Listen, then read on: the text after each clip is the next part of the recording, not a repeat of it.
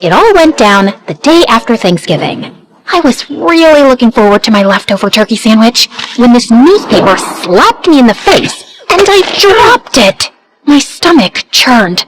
1, 'cause my lunch was now dirt, and 2, I just caught a faceful of Ryland's grin. The unstoppable superstar I can't escape. Ugh, I hated him.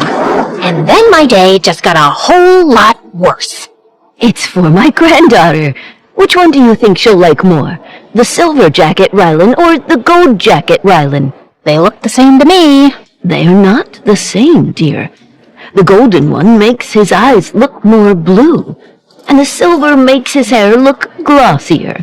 And if you see closely... Oh my God, they're just stupid figurines. He's not going to jump up and do a private concert in your cart. Just then my boss started calling me and I rushed back to work. In the evening, I headed to an ice cream parlor to catch a break. But blocking my way was a life-size cutout of Rylan. Get out of my way! Ma'am, are you okay? Does this thing really need to be right at the entrance? Yes, it's part of the Ryan Pierce Summer Sweets campaign. We get a bonus if we sell enough triple scoop sundaes. I don't care if this gets you a golden ticket to Willy Wonka's factory. Get this thing out of my face! It's scaring me! I grabbed the cutout and stomped on it. The store manager tried to stop me, but I was so furious I couldn't stop. And before I knew it, I was booked for vandalism. Hi, I'm Eva, and I hate Rylan Pierce. But can you really blame me?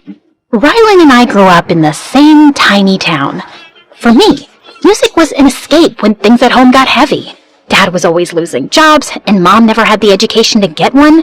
My sister Sky and I started working young just to keep the fridge full. But for Rylan, music meant everything.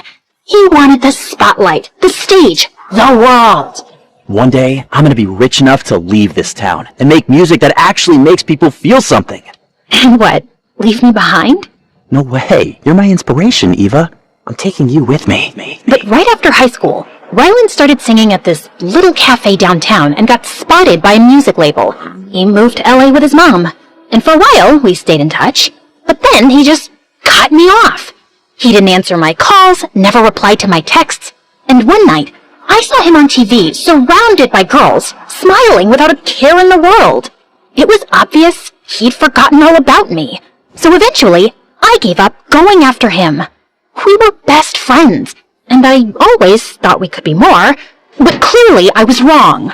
That was 3 years back, and now he's a superstar with his face splashed across every billboard on Earth. And every time I see him, I'm reminded of his betrayal, like today. The police let me off with a warning, and I asked Sky to come pick me up.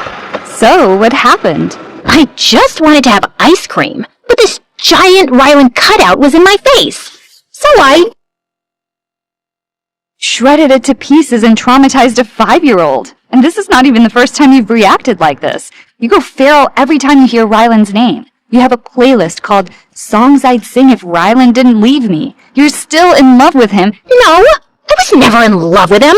I just liked him. A teeny, tiny, microscopic, okay, a medium-sized amount. You cried enough to sink the Titanic when he left. Look, all I'm saying is you clearly have some unresolved trauma with Rylan. And if you don't start unpacking that, you'll turn into one of those vicious cat ladies who scream at people for laughing. I tried to close Rylan's chapter and get on with my life.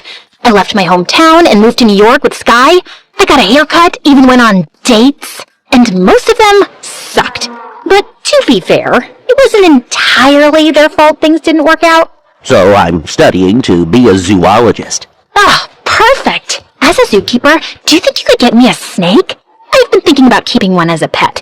I'll name him Rylan. Cool, right? This band makes such good music! But you know who doesn't make good music?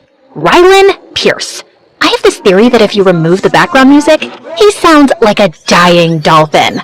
Also, I think he uses auto-tune. Somehow, every conversation circled back to